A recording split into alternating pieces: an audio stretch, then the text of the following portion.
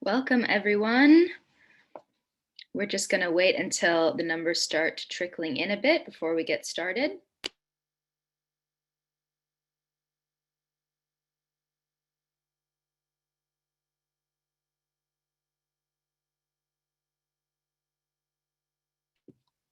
Welcome to those who are just joining. We're just going to give it another minute as more people enter the Zoom room.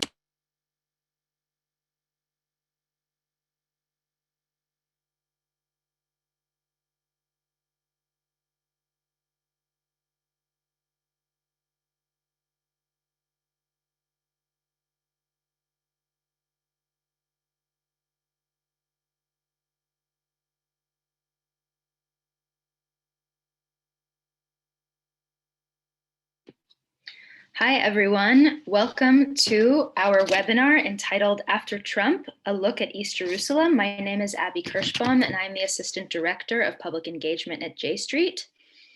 For those of you joining a J Street webinar or JStream for the first time, I'd like to just let you all know that we are going to be having a first ever virtual conference on April 18th and 19th. And this webinar today is part of a series of pre-conference offerings that we're going to be doing. We're going to be talking about issues pertaining to Israel-Palestine, foreign policy in the Middle East, domestic policy issues. And so today's webinar is sort of a glimpse into what we are going to be discussing during that first ever virtual conference on April 18th and 19th. We'll put the link in the chat in the next couple of minutes. So just before I introduce our speakers today, I'd just like to encourage you all, if you can see at the bottom of your screen, there's a question and answer feature, a Q&A feature, and we really encourage you to ask questions throughout the duration of the webinar this afternoon, evening, morning, wherever you are in the world. This is a really important conversation, and you have 3 experts at your disposal to ask questions to. And I am now going to introduce our speakers. So first off, we have Amy Cohen. So Amy Cohen is the Director of International Relations and Advocacy for Amim, an Israeli NGO which focuses exclusively on Jerusalem in the context of the Israeli-Palestinian conflict. Before Amim, she worked as the Trilateral Development Cooperation Officer with Mashav, Israel's Agency for International Development Cooperation. Over the course of her career, Amy has been part of advocacy work on issues pertaining to refugees and asylum seekers, minority rights, women's empowerment, and socioeconomic development. Nivine Sandouka is the executive director of the NGO Our Rights in Jerusalem, which focuses on the civic and political rights of Palestinians, especially Palestinian women in East Jerusalem. Throughout her career, Nivine has developed several programs that focus on female empowerment at international organizations such as Oxfam and CARE International. Most recently, Nivine served as co-director of Israel-Palestine Creative Regional Initiatives. Daniel Seidemann has lived in Jerusalem since 1973. Since 1991, he has specialized in the geopolitics of contemporary Jerusalem as well as the Israeli-Palestinian conflict in Jerusalem. Mr. Seidemann and his colleagues founded Terrestrial Jerusalem and are frequently consulted by senior decision makers and governmental bodies on matters pertaining to both unfolding developments in Jerusalem and the broader issues relating to a permanent status agreement. In 2010, Queen Elizabeth II awarded him the honorary member of the Order of the British Empire in recognition of his work in Jerusalem. And now I would like to pass the mic over to our guest moderator, Amy Cohen of Amim. Thank you so much for being here. Thank you, Abby.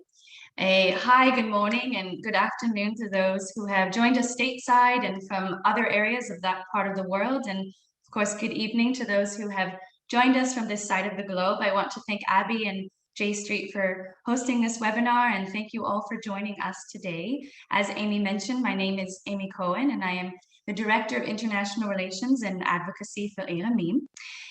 Just to give you a brief overview of what we're going to discuss today, our discussion is going to be focused on how the Trump administration's policies on the Israeli-Palestinian conflict, and specifically Jerusalem, continue to play out on the ground today, which carry with them far-reaching ramifications on the political future on the city and also the rights of East Jerusalem Palestinians.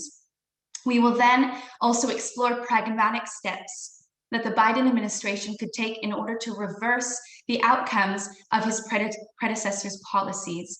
And then we will conclude with examining daily life of Israelis and Palestinians on the ground in a complex urban reality of truly a shared binational city.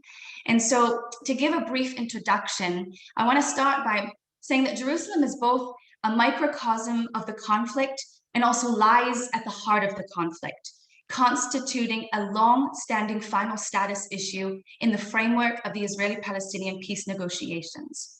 Over the course of its four-year term, the Trump administration upended years of US policy towards the Israeli-Palestinian conflict, which had a profound impact on particularly Jerusalem, beginning with the recognition of Jerusalem as the capital of Israel, followed by the transfer of the US embassy to Jerusalem, then the closure of the US consulate that operated as the direct US diplomatic mission to the Palestinians, among other far-reaching measures.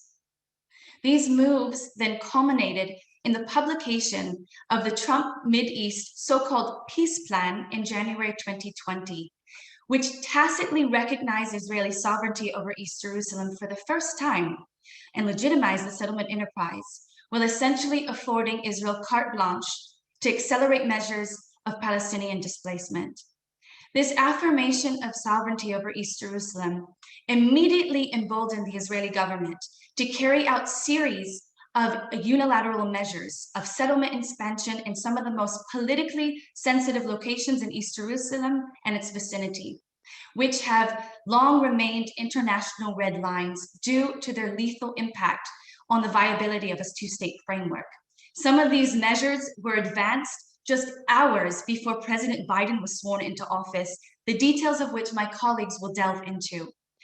But I want to conclude with this by saying the outcome of all this was really a joint US-Israeli effort to reframe the terms of debate and unilaterally dictate the final status of Jerusalem, removing it from any future negotiating table, and to essentially impose an irreversible reality which is advantageous to one party, the State of Israel.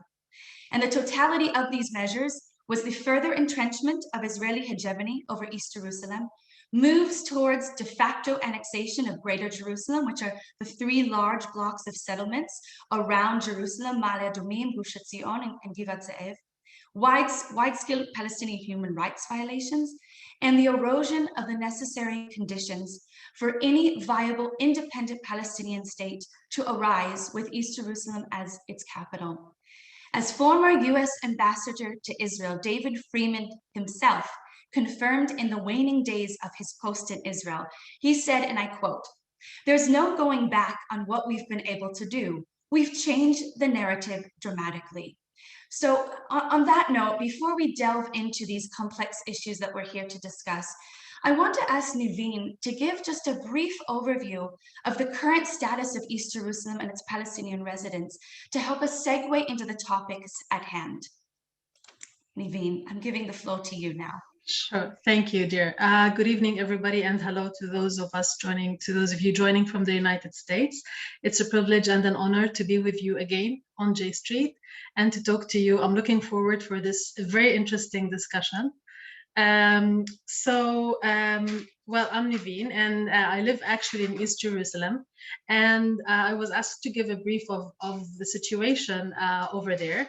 I'll start by sharing a map of East Jerusalem so that we all know what more or less which areas we are talking about. So, well, let's start by this. As you know, Israel annexed East Jerusalem, and not only the borders of Jerusalem that existed in '67, but even before that, to Greater Jerusalem. It annexed it, which means that it became part of Israel. Now, we're talking here that this annexation is illegal under international humanitarian law. And still Israel considers Jerusalem to be whole and united as a capital of Israel. Now, how many Palestinians actually live in East Jerusalem? We are talking about almost 330,000 residents of the city, which make almost 40% of the population. Now, what is interesting about this is that they do not have a citizenship status. Unlike Palestinians or Arabs who live throughout Israel, who have an Israeli citizenship, Palestinians living in East Jerusalem have a residency status. And that by itself puts so many limitations and puts our life as residents in a specific framework. So, for example, we cannot vote at the national elections. The upcoming elections, for example, right now in the Knesset, we cannot vote over there, but we can vote at the municipal elections of Jerusalem. But that's another story because we decide not to participate in those elections. What it means being a resident, it means that we cannot live outside of Jerusalem or Israel. We always need to prove that our life, our center of life is in East Jerusalem or in Israel. So I cannot, for example, if I get married or if I get a job offer to leave Israel or Jerusalem, even inside the West Bank, we're talking about cities like Ramallah or Bethlehem, I cannot, as a Palestinian, move to live there because my residency is going to be revoked. What does that mean? It means that in a place where Israel doesn't really give any planning permits, any building permits, let us say, that is where you get a lot dense population in a very small area. Unlike what's happening for the Jewish majority in the city, where constantly you hear of new cities being planned and being built for the Jewish majority, you never heard of new neighborhoods being built for Palestinians in East Jerusalem. On the contrary, we are put in these small enclaves, and we need to deal with I'll have to use the spotlight, with whatever space we have. What does that mean? Here we're talking about densely populated areas. We are talking about social issues that come along with that. We're talking about also drug abuse, early marriage problems, also a very rate of domestic violence as well. Not only that, if we're talking about violence, then we're also talking about the police violence against the Palestinians specifically. We have seen, for example, many demonstrations taking place in the western side of the city against, let us say, Prime Minister Netanyahu or other issues. We didn't see any police violence, while at the same time, one of the most recent events, if a Palestinian young autistic man is walking in the old city of Jerusalem, he is not responding to the Israeli police orders to stop, shoot him to death, and he dies. Ask for, and once, because he is Palestinian, you ask for the footage of the shooting. You want to prove that they killed him unlawfully, and suddenly there was no footage. Those cameras were not working at the day. This is just a glimpse of the Israeli police violence that Palestinians face on a daily basis. I'm a mother myself, and my child, he's 10 years old, he freaks out when he sees police. He's like, "Mommy, slow down. I don't want them to shoot you." And this is what is happening amongst all the Palestinians. Now, going back to the housing issue, it's really important to see the separation wall where it runs. It's the red line. And if you see here, these are places called Kufr Aqab, Shafat refugee camp. And in those areas, they are supposed to be under the municipality of Jerusalem, the Israeli municipality of Jerusalem. Under Oslo, the Palestinian Authority cannot operate in those areas. But because they are behind the wall, people are able to build houses in a non-planned and unprecedented way. So if a recent UN study showed that if an earthquake hits those areas, 80% of the buildings in those areas are going to be demolished. Now, why is Israel allowing people to build in these areas? If you can see, it's behind the separation barrier. One, because it's an area where it has a majority of Palestinians. So the whole idea of maximum land, minimum Palestinians applies to this concept where, okay, this is where the land is. We don't want Palestinians here. We do not grant them building permits, but they can build behind the separation wall, which kind of gives you a hint of what was going to happen if the Trump administration continued with its plans. Those areas were most definitely, as speculated, were going to be given to the Palestinian Authority. It also means there is a status of a lawlessness. There is no law over there in those areas, and there is weapons and drug abuse as well. Now, this is the area where if a Palestinian wants to get married to a person from the West Bank, that person who has a Palestinian citizenship cannot live with their spouse inside Jerusalem or inside Israel. This is the area, the only areas behind the wall where they can actually live together. They pay their taxes, but they get zero, and literally, I mean, zero services back from the municipality of Jerusalem. Here we can also see that also happening in the Palestinian neighborhoods inside the wall as well, in these areas too, where you also find minimum services. Now, if I'm talking about the level of poverty, according to studies, the level of poverty amongst Palestinians in the city is as high as 76%. And I'm talking here about 83% of those are children of those Palestinians living in that area. We have a problem, as I mentioned, in the services provided. If you're talking about a population of 380,000, there's only one office for the Ministry of Interior that serves that population in Wadi Joz. Only recently that some Palestinians were able to use some of those services in the west side of the city. Now, something good or something bad, I don't know how you want to look at it, the municipality of Jerusalem have increased its budgets for East Jerusalem specifically over the past 3 years.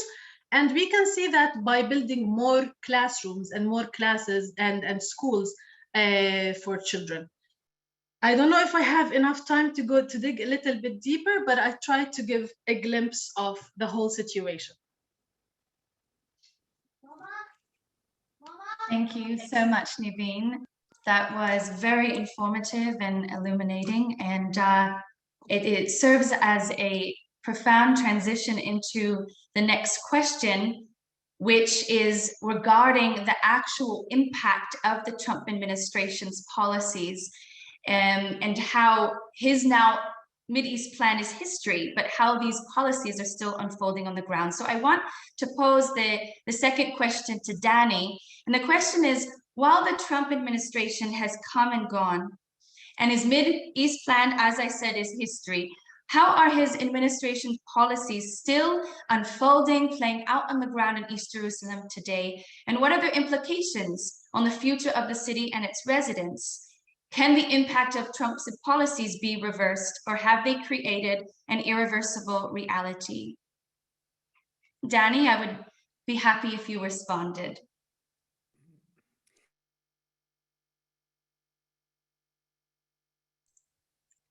Danny, you are on mute. Indeed mute. Okay, there I am. The most important direct impact of the Trump policies is not on the ground, although it influences everything that happens on the ground. When the United States decided to recognize Jerusalem and to move the embassy, it was an act of colossal self-marginalization. The United States declared itself a partisan in this conflict, disqualified itself from any role of brokerage. Since 1969, the Rogers Plan, the United States, with rare exception, maybe Madrid, was the sole platform for Israeli-Palestinian engagement on this issue. That collapsed. Now, the United States was not followed by the international community. They were followed by Paraguay and Kosovo. And Paraguay, Kosovo, Trump, and Israel have driven the other 993 countries in the United Nations into abject isolation. There is no replacement for the United States. The Italian socialist said, Gramsci said, the old world order is dead, the new world is struggling to be born, now is the time of monsters. I can't overestimate how important that is, because there is no political horizon. You look, when I speak to young people in Essaouira or in Silwan, they cannot imagine a trajectory in which they become free. They cannot, there's no replacement for that. If and when the Biden administration comes back, and I believe they will try to come back, it will not look the same. There's no status quo ante. And the Trump administration, especially on Jerusalem, left scorched earth. And that is the overriding concern more than anything else. The Trump administration's policies,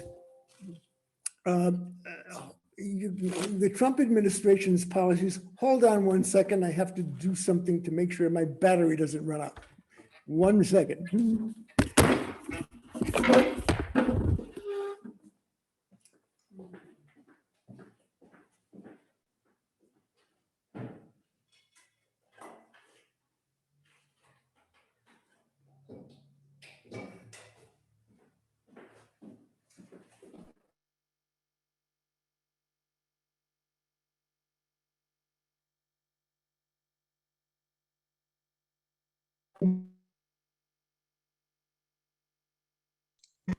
But they reflected the policies of Israeli occupation, and specifically Netanyahu, since his return to office in 2009. It is the denationalization of the Palestinian people, transforming them into a tolerated minority without national equities in the city, depoliticized, the fragmentation of Palestinian East Jerusalem in a way that would prevent the integration of Palestinian East Jerusalem into any kind of future Palestinian state. And most importantly, and most ignored, is the marginalization of Muslim equities in the city. Now, I have to be fair with you that when I took a look at stuff before, in anticipation of our discussion, settlement expansion in East Jerusalem was greater under Obama than it was under Trump. And demolitions were as high under Obama as they were under Trump. And I'm not telling you that in order to diss President Obama, who I admire, but it's important to understand what we're witnessing is the Trump administration emboldening Israel in areas in which are already part of our DNA. Now, having said that, there are a number of areas which there has been an impact and it needs to be addressed. Where has there been a significant change?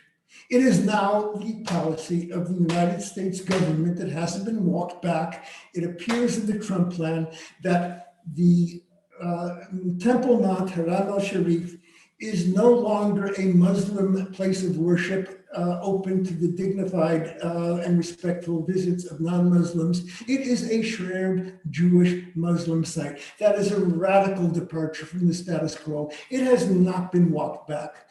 We have seen a diminution of the Jordanian role and the role of the Palestinian Jordanian Waqf on the Temple Mount. We have seen an erosion of the status quo there, but it spreads beyond there, and settlements have indeed taken a very nasty turn, not overall, but in the historic holy basin of the old city. I've been working on these issues for 30 years. We moved 220,000 Israelis into East Jerusalem. We did not displace Palestinians in order to do so. We did in the Mughrabi quarter in 1967. there were individuals who were displaced. We are now in 3 areas, including something that has unfolded over the last 72 hours. We are now not targeting individuals, we are targeting neighborhoods. We're targeting the area in Sheikh Jarrah. We are targeting Batan al-Hawa in Silwan. We are targeting Bustan. Now, these areas are at the volcanic core of the conflict. And we have never engaged in large-scale displacement of Palestinians in East Jerusalem, and we are about to do that. We are engaged in doing that. And these have 3 overwhelming dimensions to the ramifications. Number 1, territorial. Israel is encircling physically the old city with biblically informed settlements. 2, this is a humanitarian violations of a scale that we have not witnessed since 1960. And that is partially Trump, because he emboldened us. You can do this with impunity. And finally, this is the transformation of a national political conflict into a zero-sum religious one. It is the weaponization of faith. And these are the areas that have been unleashed by Trump and are continuing after he's gone.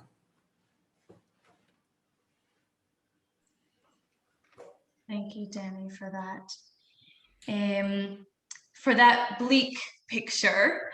But I think now I want to pose a question to Nivine, and then perhaps if we have time to also give the floor to Danny. In light of this emboldening of the Israeli authorities to carry out these measures of displacement, mass measures of displacement, particularly within the Old City Basin, and of course, the settlement expansion in some of the most politically sensitive areas like Givat Matos. I want to ask Nivine, regarding the Biden administration.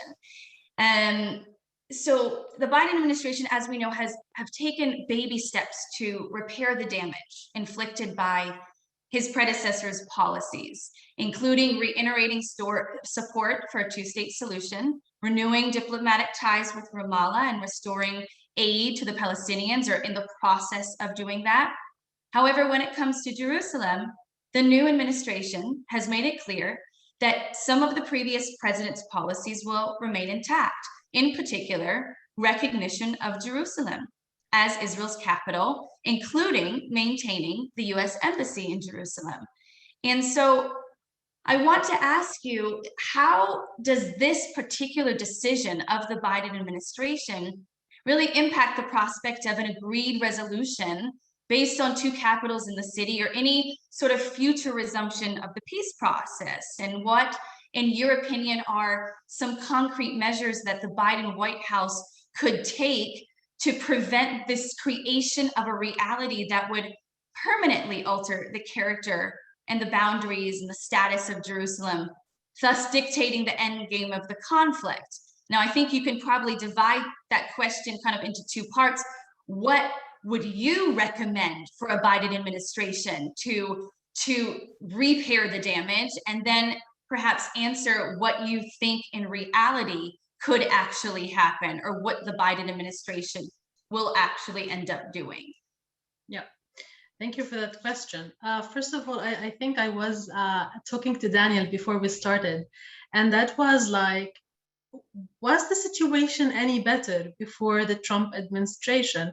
And why do we think that it's going to be different after the Biden administration or during the Biden administration? And we both agreed that the situation was never better. And it accelerated things, but as rightfully mentioned, during the Obama administration, it also spiked as well. So I'm not really very hopeful, to tell you the truth, that the Biden administration's policies are going to be any different with regards to Jerusalem, as you mentioned, and as they also stated. And I think that we are going to go back again into that status of the status quo, where nobody talks about it. I think for me as a Palestinian, what was one thing that was positive actually with all what Trump was doing is that he brought the issue of Jerusalem back on the table. Because at a certain moment, we kind of like the international community and what was happening, we forgot that it is the core of the conflict. Along, of course, other issues, but Jerusalem is the main one as well. So as a Palestinian living here, I'm not a politician, but as a Palestinian living here, I see Jerusalem as a shared city, and a shared city that cannot be divided by walls, a shared city where politicians need to understand that, and they need to learn how to kind of consider Jerusalem as a capital for two states, but without building those walls and with understanding the realities of the people who live here in this city. It's true that there are many discrimination and racism that is taking place, but we cannot imagine a wall running inside our city. And when I say our city, I'm referring to the East and the West as well. So what can happen, I think, here is I think we first of all need to have some representation of Palestinians from Jerusalem to represent the situation as it is, so that their voices can be heard and they can be empowered. It's true that the Palestinian Authority have a minister of Jerusalem and the governor of Jerusalem, but unfortunately they are in prison most of the time by Israeli authority. So who really represents Jerusalem Palestinians? And this is one thing that I would advise the Biden administration to do, is actually to find those representatives of the city and to listen to them, because they can guide what the situation should and would look like in Jerusalem in general. One other thing is that, as you mentioned in your introduction, the consulate, the American consulate that was also dealing with the Palestinians was turned into an affairs office, a unit, sorry, it was called the Palestinian Affairs Unit. And one thing that I would believe really restores good faith in the American administration regarding Jerusalem and their role as an honest broker is at least to have a consulate for the Palestinians in East Jerusalem, to reopen that and to say, okay, this is what it means for us as a two-state solution. Now, when the American administration, and correct me if I'm wrong, when they announced that Jerusalem is the capital of Israel, they didn't say unified Jerusalem. They didn't specify whether they're talking about the East or the West. And the embassy itself was moved to the west of Jerusalem. So there is a slight window of opportunity to actually have a consulate established, and I think there's already an office, that they can turn it back again to a consulate that serves the Palestinians to restore that good faith. Another thing that they can do is the support for civil society organizations who, in the absence of the Palestinian Authority, they themselves are doing that development work, and they're trying to offer services and provide services for the Palestinians, especially the young people and women, in areas that are totally neglected by the Israeli municipality. So those are the realistic, let us say, more or less things that can happen actually on the ground without digging deeper into the political issues. Thank you so much, Nivine, for that enlightening response. I want to pose the same question to Danny, just from your breadth of geopolitical experience and analysis. Particularly in terms of what Nivine mentioned, of this complete basic erosion of the political entity or political status of East Jerusalem by absorbing a Palestinian affairs unit within the US embassy omission, completely shuttering the consulate. I want to ask you, in your opinion, what is it that you see the Biden administration could do to repair this damage and to really somehow safeguard the prospect of an agreed resolution that's based on two capitals within the city? Let's start with something easy. Not everything's hard. Okay, I apologize. I know it's not customary in Jerusalem.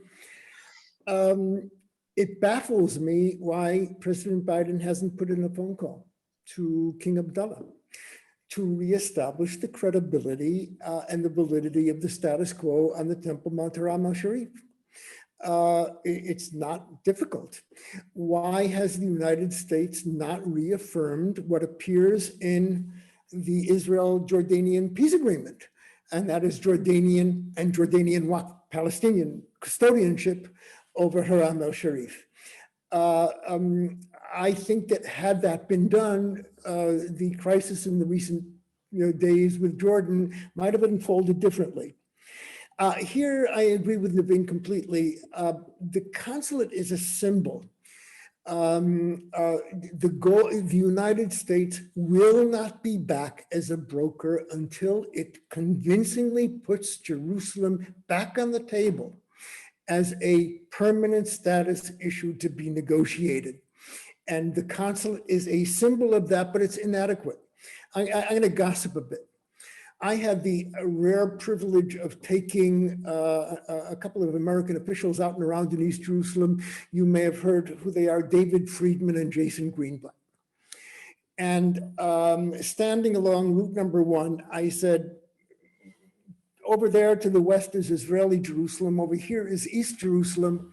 You've got to understand one thing, that the Palestinians in East Jerusalem are permanently politically disempowered. That is a situation of occupation.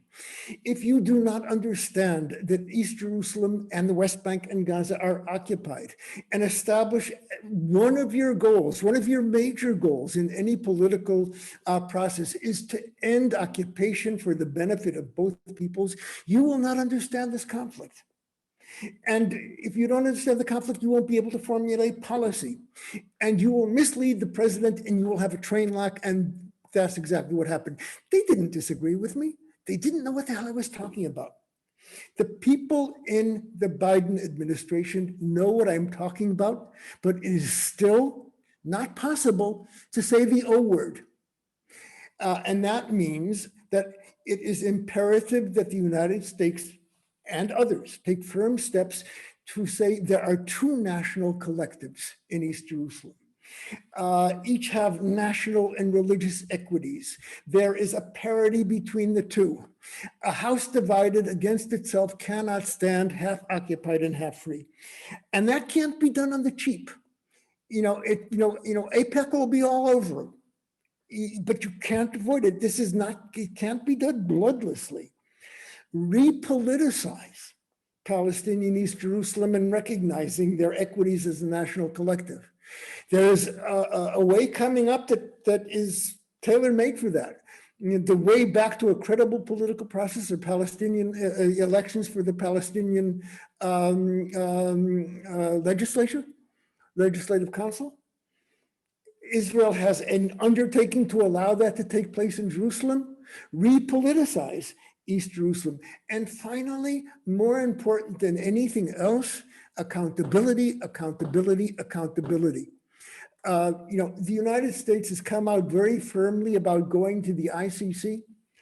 I can have a long conversation about that. I'm not going to have it now, but in a very compelling interchange between Matt Lee of, I think it's the Associated Press, and Ned Price, the spokesperson for the State Department, he asked over and over again, where do the Palestinians go?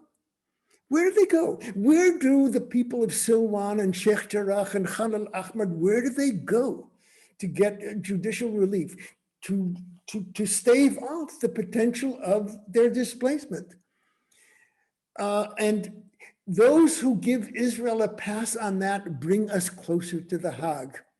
If we are, by calling the displacement of the Palestinians an unfortunate unilateral action that sours the atmosphere, you're like the wealthy uncle who is subsidizing our crack addiction to occupation and settlements and setting us off to rehab. Hold us accountable. We need to hear unpleasant truths from our friends and from our allies, not from our enemies. That's a start. Thank you, Danny. That was powerful, very powerful. And I see Nivine nodding her head. We both are very much in agreement with that. You mentioned, in what you said, you mentioned something about two national collectives and that live and that share this city now. And with that, it's actually a perfect segue into my next question, which kind of goes down from the geopolitical level to examining reality from more of a human dimension of how daily life plays out on the ground for the Palestinians and the Israelis who share Jerusalem. It is, as you said, the current home of both peoples who both regard as their capital or future capital and source of so many of their attachments, historic and religious, political attachments. And so, beyond the rhetoric and the politicians attempting to dictate the fate of Jerusalem is really this complex reality of a binational, multi-religious city whose residents are interwoven into this urban fabric. And so I guess my question would be, this is going to be my last question since we don't have much time, is, in the absence of an immediate, permanent political solution in the foreseeable future here, and in light of this current paradigm, as Jerusalem residents, both of you, Nivine and Danny, on a variety of levels, from civil society to social justice activism to the legal and geopolitical arenas, what are some pragmatic steps that can be pursued here and now to advocate for Palestinian rights in the city, vis-a-vis Israeli authorities, vis-a-vis civil society, to tackle the disparities and inequities between East and West Jerusalem? Of course, I'm not saying that we abdicate the Israeli authorities from their responsibility of ending the occupation. That's 100% no. But what I am saying is, here and now, what are some things that we can do to improve the living environment and personal security of Jerusalem residents? And are there opportunities for cooperation in activism between East and West Jerusalem, grassroots peace building efforts at a civil society level? And if maybe both of you could just answer, 2 minutes, I can open up the floor to Nivine and go to Danny after that. That would be wonderful. Thank you. Sure, thank you. So actually, that's kind of where I think we can look at it from both a positive perspective as well as a negative perspective. On the positive side, we have I wouldn't say a much supported civil society in Jerusalem, because there is, like, on the uninational side, there is a strong Palestinian civil society in Palestine, in Jerusalem, that is trying its best to work with young men and specifically also women, being the marginalized groups, and also work on the level of culture. Unfortunately, we see all the time harassments by the Israelis authorities on these, and narrowing down the spaces where they can actually function and work. But there's also the binational efforts that are happening. And when I'm talking binationality, when I'm talking about that, I'm talking about the efforts where Palestinians and Israelis in the city cooperate together. One good example is Amim, for example, that does all this advocacy work for the rights of Palestinians. We're also talking about shared initiatives between Palestinians and Israelis. We saw that specifically happening during the COVID-19 crisis. Before, and COVID, I think, is a very good example. I think I'm just going to talk about that, and you will capture the whole issue. So during COVID, at the beginning, last year, like this time, the Palestinian civil society didn't want to cooperate with the Israeli municipality for processing of support to the Palestinian population in East Jerusalem. But at the same time, they felt that there is a gap, that because the municipality of Jerusalem was, first of all, doing nothing, and when it did something, it was too late, too little. And everything at the beginning was all in Hebrew. So the Palestinian civil society, we're talking about a coalition of 80 civil society actors that came together and started, wanting to distribute food parcels, raising awareness in Arabic. What happened? The Israeli municipality in Jerusalem, instead of offering their support to such an initiative, they started putting these people in prison and stopping their activities to work. From one hand, the Palestinian civil society saw the cooperation as normalization. From the other hand, the municipality of Jerusalem just didn't want to talk to them. I don't know why, what's the reasons. But despite these differences between those two actors, comes along joint initiatives where they were able to target the Palestinians, talk their language, and target the most needed, but they were also able to work with the municipality and get the permits needed for them to facilitate their work. And you can take this very small example and you can actually apply it to several things that are happening in the city. Whether you are talking about beautifying the city, building more services for children, development of community activities, it only happens when these are joint activities. And more on the other level, what's happening is the language, because in East Jerusalem, we don't know Hebrew, and in West Jerusalem, they don't know Arabic. So now we see more and more language courses happening between the people. One very other important aspect is the economic aspect. Most of the Palestinians in East Jerusalem work in Israel or in West Jerusalem. And the economy also goes to purchasing, going to the markets in the West. There's less so from the West to the East, but still you can see that economic interaction. It is true that it is a source of cheap labor, but still it is some sort of interaction between both levels.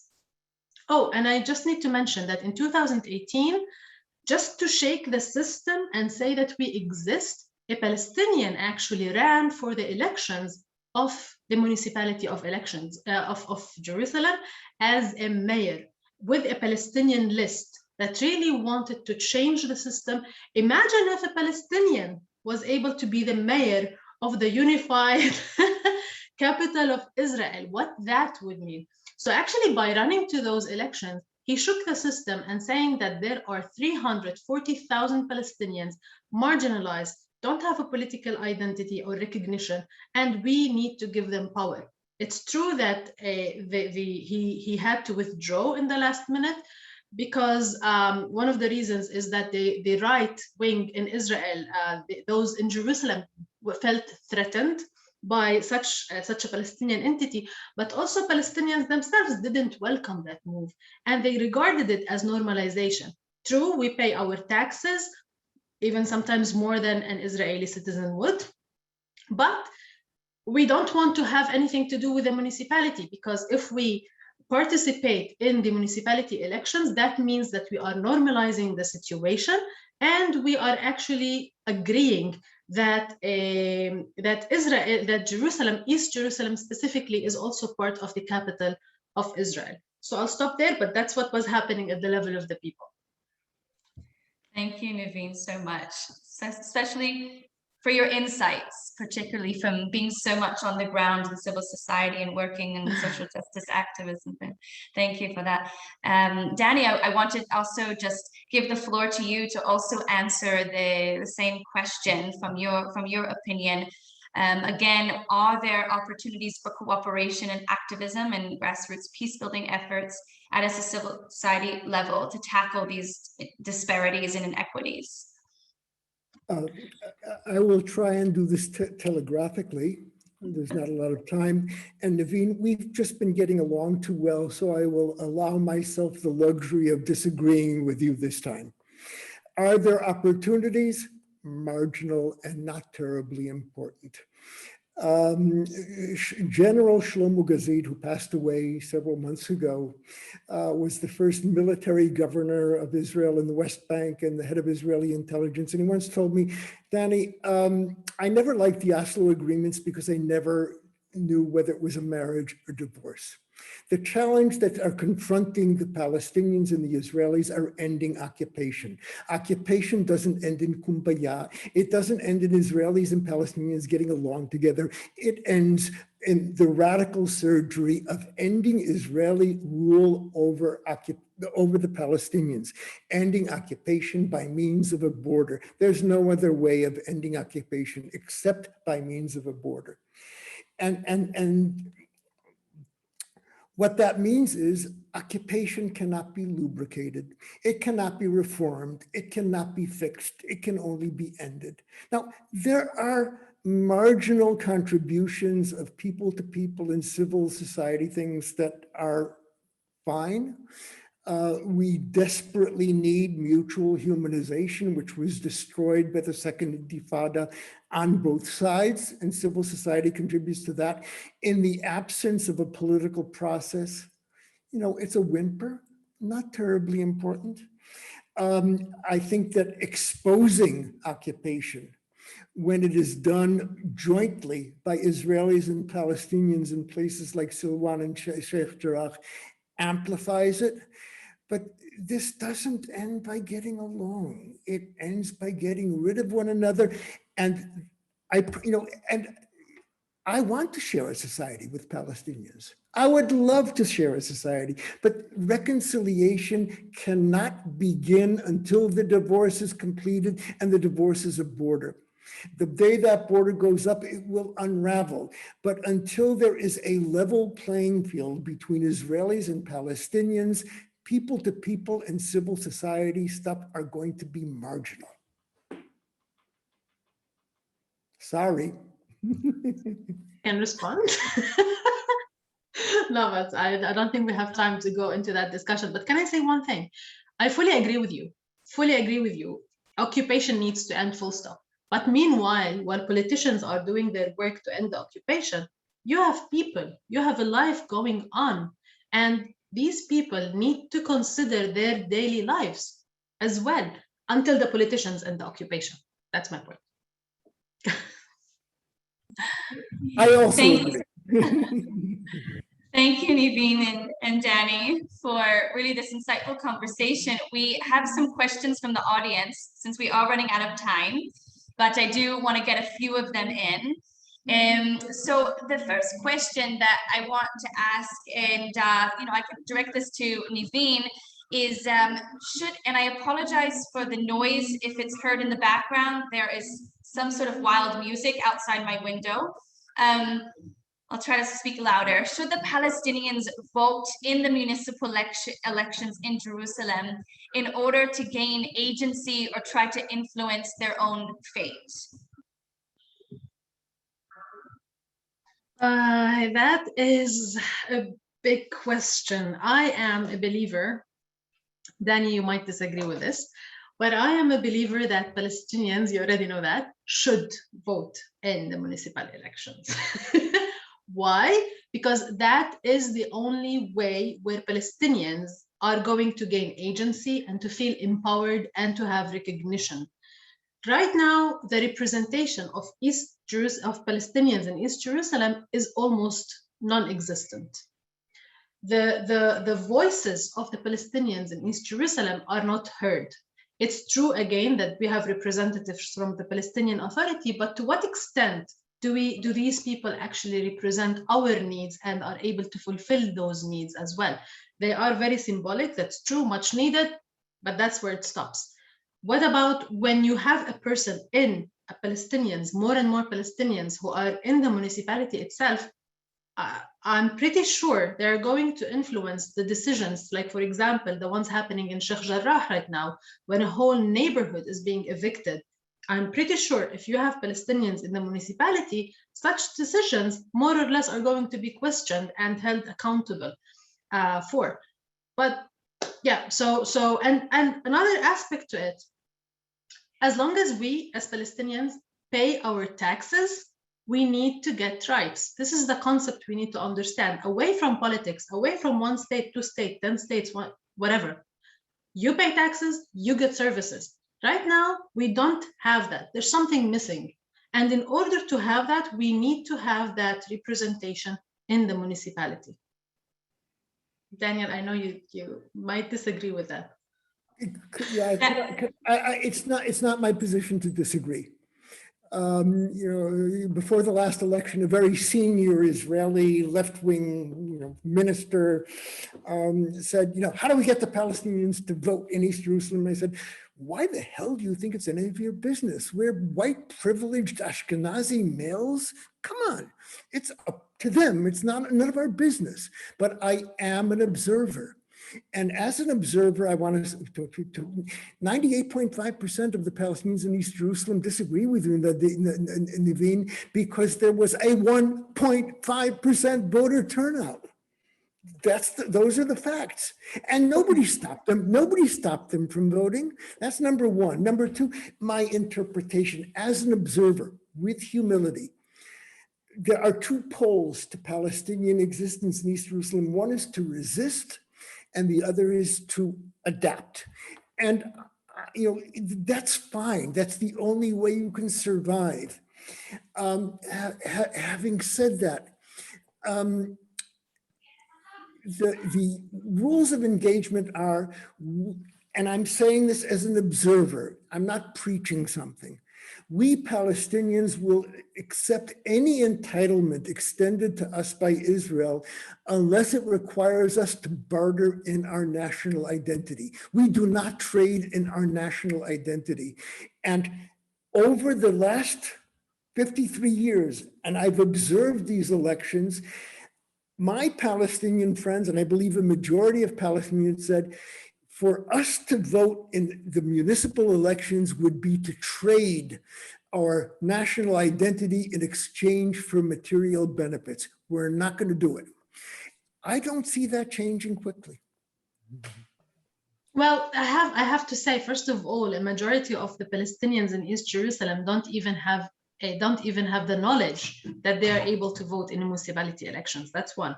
Two, they don't vote because there's no Palestinian running in those elections. Are they going to vote for two sides that don't represent them? I mean, just the ability to think that one person formed a list of Palestinians that wanted to run for the elections, that is an indicator that there is an appetite amongst Palestinians in East Jerusalem, that they start getting this idea that, okay, the status quo is going to continue. We need to start thinking more pragmatically. And another challenge to that is actually the number of Palestinians who are applying to get an Israeli citizenship.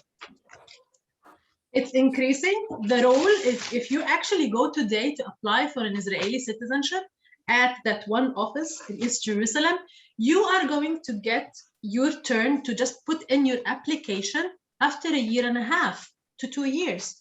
To that extent, people are kind of like changing dramatically. And it doesn't mean that they're giving up their Palestinian identity. It just means that they want to live in dignity. And they want to live a life that is protected, not a life where you're always in fear that your residency is going to be revoked, that you cannot travel, that you cannot live it and to go and live outside the country. And so it's kind of like it's touching your daily lives. The politics, I think more and more Palestinians are starting to understand that you have a Palestinian Authority. They are responsible for the politics and what is happening. We have elections. Maybe if Palestinians in East Jerusalem vote and they feel that they have a good, adequate representation within the Palestinian Authority, your argument will totally hold. It will be good. But that's maybe I'm talking from, again, talking to different people, but.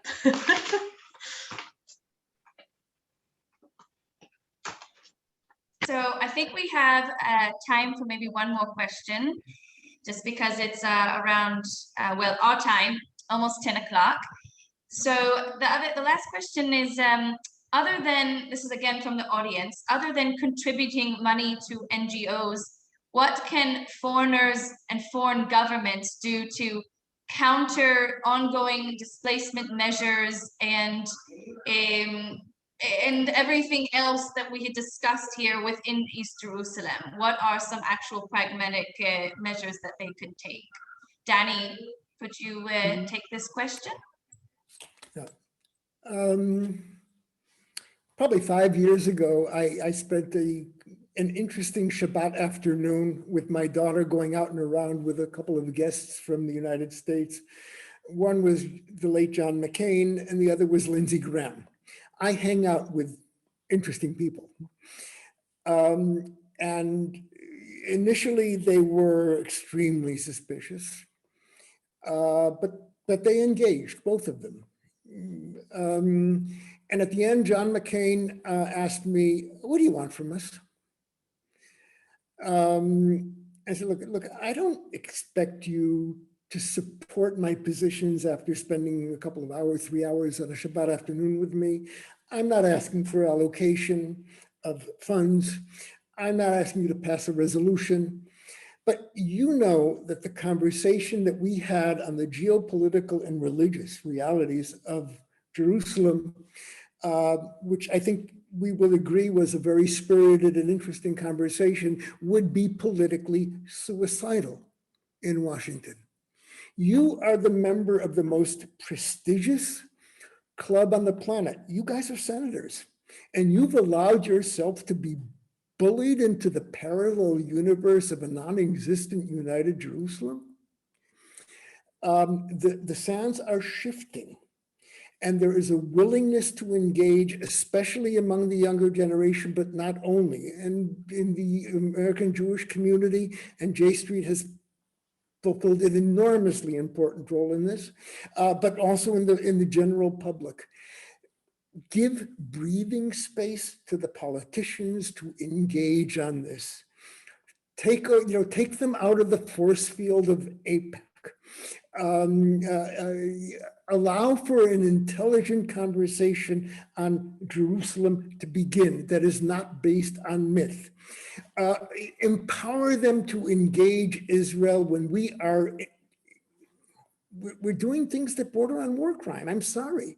The forceful displacement of a civilian population under occupation is a war crime. You think I like saying that?